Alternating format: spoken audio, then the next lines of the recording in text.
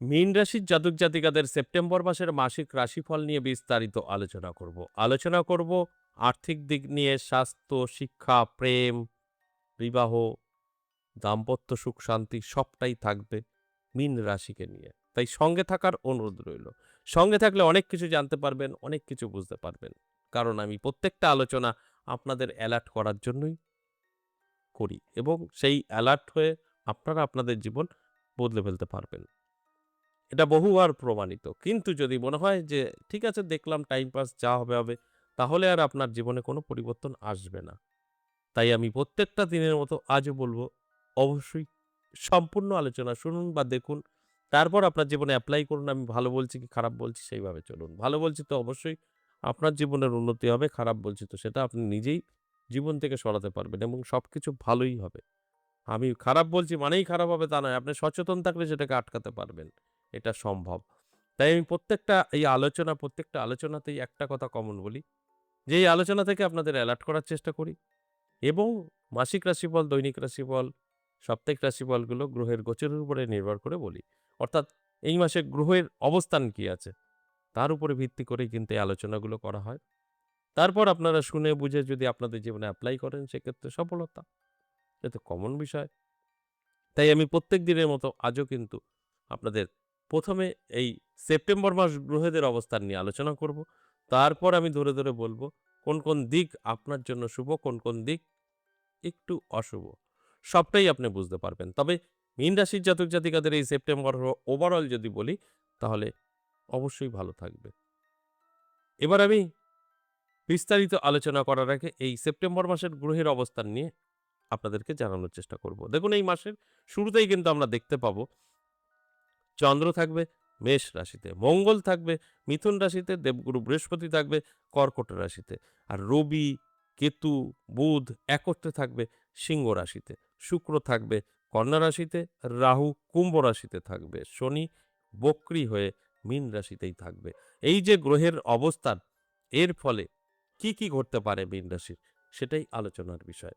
তাহলে এই মাসে গ্রহের অবস্থান যেভাবে আছেন সেখানে দাঁড়িয়ে একাধিক কোনো রাজযোগ কিন্তু তৈরি হচ্ছে না। একটা মাত্র রাজযোগ আমরা পাবো সেটা সিংহ রাশিতে ত্রিগ্রহী রাজযোগ। তাহলে বুঝতেই পারছেন ভালো যে সকলের হবে তার কোনো মানে নেই। তবে এখান থেকেই ভালো এবং মন্দ তো অবশ্যই বেরোবে। তাই সেই জায়গাগুলো মাথায় রেখে আপনারা আপনাদের জীবনে এপ্লাই করবেন। আর আমি অ্যালার্ট করব। অ্যালার্ট শুধু করলেই হয় না, এপ্লাই তো আপনাদেরই করতে হবে।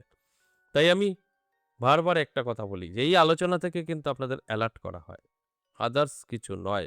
আর আপনারা অ্যালার্ট হয়ে যদি আপনার জীবনকে সুন্দরভাবে এগিয়ে নিয়ে যেতে চান সেটা সম্ভব। অবশ্যই আলোচনা থাকবে, আলোচনা করব।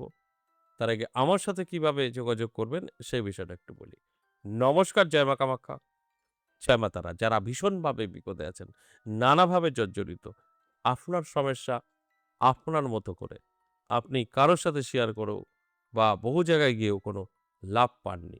আমি একবার হলেও আমার সাথে সাক্ষাৎ করতে পারেন। যে কথাটা বলি সেটা আমি আজও বলব। কারণ এখানে আপনি সাক্ষাৎ করতে পারলে আপনার খরচা ছাড়াও প্রতিকার সম্ভব। সেটা আমি প্রসেস সিস্টেম বলে দেই। আর যদি মনে হয় না আমি যেরকম আছি যেখানে ভালো অবশ্যই আপনার মনে যা চাইবে সেখানেই আপনি যেতে পারেন। কারণ আমিই একমাত্র বলি, যেকোনো কাজ করার আগে ১০ বার ভাবুন। হঠাৎ ডিসিশন নেবেন না। আমার ক্ষেত্রেও সেই একই। যদি মনে হয় না বিপদে আছি, যাবো। তার আগে আপনি ভালো করে স্টাডি করে নেবেন। কল করবেন, বুঝবেন, শুনবেন। যদি মনে না ঠিকঠাক আছে তবেই আসবেন। কোন রকম হঠাৎ ডিসিশন নেবেন না, সেখান থেকে অনেকটাই ক্ষতি হতে পারে। এবার আমি কোথায় থাকবো সেটা বলি। আমাকে কোথায় পাবেন? আমাকে পাবেন আমার নিজের মন্দির ১০ মহাবিদ্যা কালীবাড়ি। প্রত্যেক সপ্তাহে সোমবার, মঙ্গলবার, বুধবার পাবেন তারাপীঠ। ইংরাজি মাসের শুরু এবং শেষ শনিবার আমাকে পাবেন দমদম, রবিবার করে।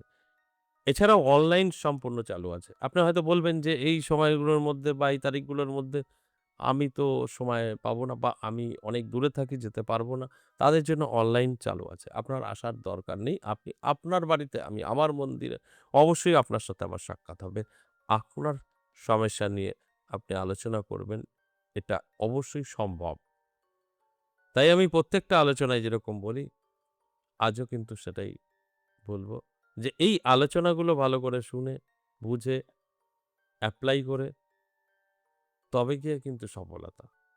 শুধু কানে শুনে নেবেন আপনার সময় ভালো আর অটোমেটিক আপনার ভালো হয়ে যাবে, তা নয়। আপনার সময় ভালো, এই সময় ভালোটা আপনার কাজে লাগাতে হবে। ঝাঁপিয়ে পড়তে হবে, পরিশ্রম করতে হবে, তবে আপনার সময় ভালো হবে। আপনার সময় খারাপ আমি বলে দিলাম। এই সময় খারাপটা আপনি ভালো করে নিতে পারবেন। আপনার সেই জায়গাটা সচেতন থাকবেন। এইভাবে এলার্ট করার চেষ্টা করি। তাহলে যদি আপনি বাড়িতে বসে আমার সঙ্গে সাক্ষাৎ করতে চান, সেক্ষেত্রেও কিন্তু আপনাকে আগে থেকে নাম লেখাতে হবে। চেম্বারে আসলেও আগে থেকে নাম লেখাতে হবে। এটা কিন্তু অবশ্যই সিস্টেম। এবং আমাদের অফিস টাইম কিন্তু কল করতে হবে। সকাল ১০টা থেকে সন্ধ্যে ৬টা। এই টাইমের মধ্যেই আপনি আমাদের সাথে যোগাযোগ করতে পারবেন। তার বাইরে কিন্তু ফোনটা বন্ধ থাকে। সন্ধ্যে ৬টার পর সম্পূর্ণভাবে ফোন বন্ধ। ঠিক এই টাইমের মধ্যেই আপনাকে কল করতে হবে। সকাল ১০টা থেকে সন্ধ্যে ৬টা।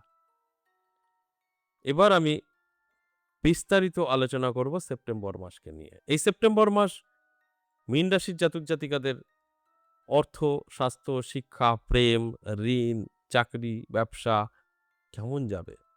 সেটাই বলার বিষয়।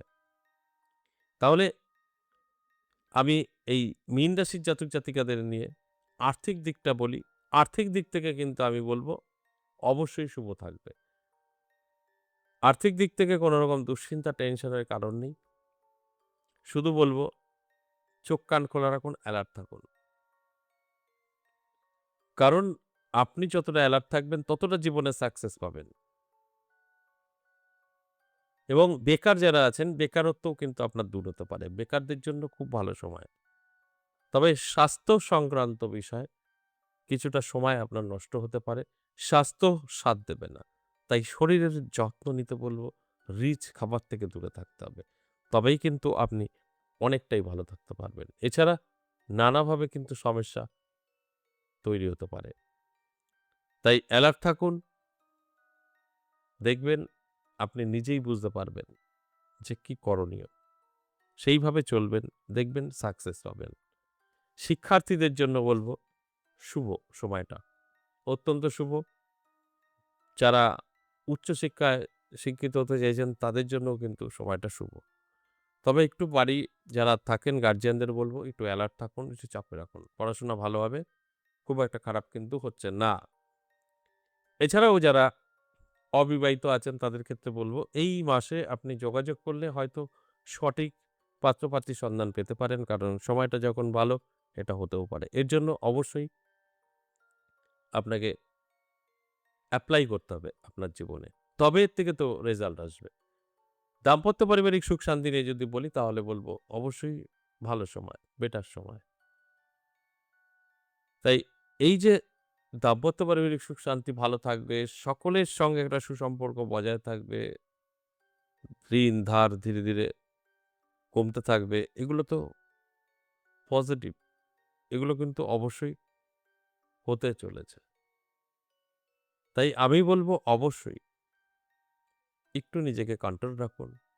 সুখ শান্তি কিন্তু বজায় থাকবে। সাংসারিক জীবন ভীষণ হ্যাপি। তবে লাভ রিলেশনে কিছু সমস্যা দেখা দিতে পারে।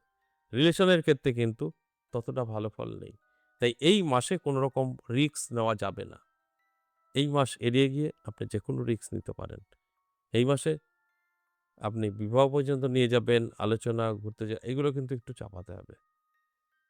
তাহলে কিন্তু সম্পূর্ণভাবে আপনি বুঝতে পারবেন কি করণীয়, চিনতে পারবেন, তারপরে ডিসিশন নেবেন। এই যে এতক্ষণ আলোচনা করলাম এগুলো কিন্তু ওভারঅল প্রেডিকশন সর্বজনীন। এখানে কারোর ব্যক্তিগত জন্মছক বা হস্তরেখা বিচার বিশ্লেষণ করে আলোচনা করা হয়নি। তাই এই আলোচনা থেকে অবশ্যই আপনাদেরকে সতর্ক বা অ্যালার্ট করার চেষ্টা করলাম যে আপনার সময় ভালো, আপনার সময় খারাপ। এটাকে ব্যালেন্স করার দায়িত্ব কিন্তু সম্পূর্ণ আপনাদের। ব্যালেন্স করে নিয়ে আপনার জীবনে এপ্লাই করুন। সফলতা 100% আসতে বাধ্য। আজ এ পর্যন্তই, আবারও আসবো নেক্সট ভিডিও নিয়ে। ততক্ষণ ভালো থাকুন। নমস্কার।